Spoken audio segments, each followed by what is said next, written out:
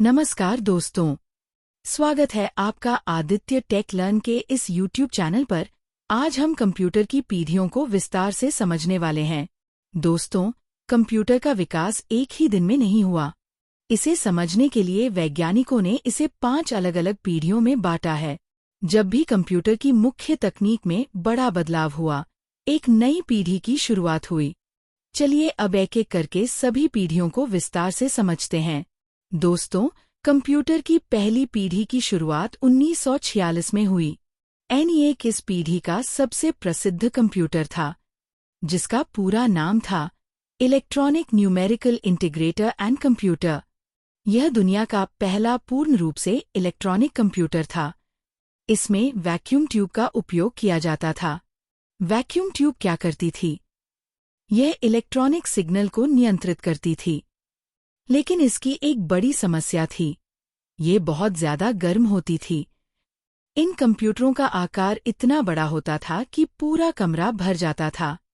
हजारों vacuum tube लगी होती थीं। इनमें इनपुट और आउटपुट के लिए पंच कार्ड का उपयोग किया जाता था।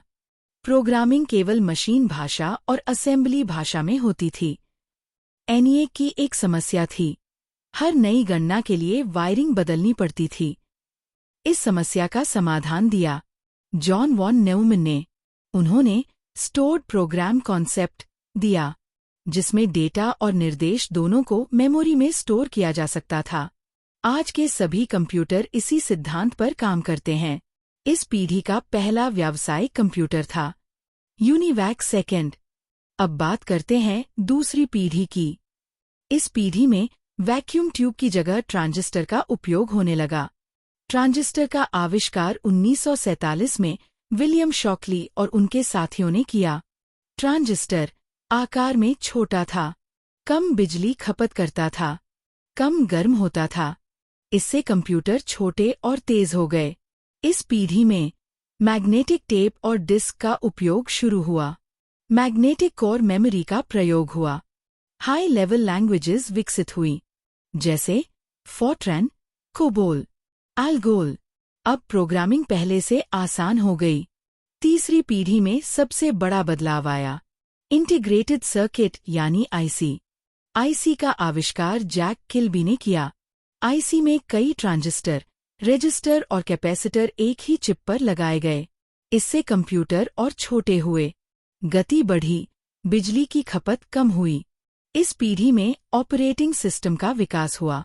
मॉनिटर यानी वीडियो का उपयोग शुरू हुआ। बेसिक भाषा विकसित हुई। यह सीखने में बहुत आसान थी। अब आते हैं चौथी पीढ़ी पर। इस पीढ़ी की सबसे बड़ी उपलब्धि थी माइक्रोप्रोसेसर।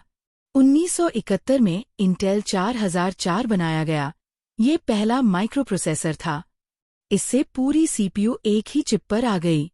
अब कंप्यूटर का आकार बहुत छोटा हो गया। इस पीढ़ी में पर्सनल कंप्यूटर का जन्म हुआ। पहला लोकप्रिय माइक्रो कंप्यूटर था अल्टेयर 8800। इसके लिए बेसिक भाषा बिल गेट्स ने विकसित की। बाद में उन्होंने माइक्रोसॉफ्ट की स्थापना की। इस पीढ़ी में semiconductor, memory, application software, database software का विकास हुआ। अब हम वर्तमान पीढ़ी में हैं, 5वीं पीढ़ी। इस पीढ़ी का मुख्य फोकस है आर्टिफिशियल इंटेलिजेंस यानी एआई। एआई क्या करता है? यह कंप्यूटर को सोचने, समझने और निर्णय लेने की क्षमता देता है। इस पीढ़ी में voice recognition, robotics, expert systems, machine learning, natural language processing का विकास हुआ। अब कंप्यूटर विभिन्न रूपों में उपलब्ध हैं, desktop, laptop, tablet, smartphone, internet और मल्टीमीडिया का बहुत विकास हुआ। तो दोस्तों, आज हमने सीखा कि कंप्यूटर का विकास 5 पीढ़ियों में हुआ। Vacuum tube, transistor, IC, microprocessor, artificial intelligence. हर पीढ़ी में तकनीक बेहतर होती गई, आकार छोटा होता गया और गति तेज होती गई। आज का आधुनिक स्मार्टफोन भी इन्हीं पीढ़ियों के विकास का परिणाम है। अगर आपको यह जानकारी उपयोगी लगी हो तो इसे जरूर शेयर करें। धन्यवाद।